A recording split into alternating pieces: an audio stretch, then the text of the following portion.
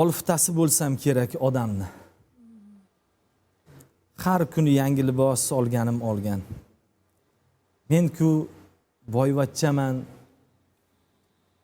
Ammo otamning egnidagi libos bobomdan qolgan. Qo'shilib qolsam bas biror davraga tamom hech kimga gap tegmay qoladi. Otamchi o'zini olib panaga jimgina hammaga quloq soladi. O'zimcha aktyorman, mashhur va ma'lum, o'zimcha qo'llarim ko'klarga yetar. Men shirin tush ko'rib yotgan tunlarim otam dalaga suv haydashga ketar.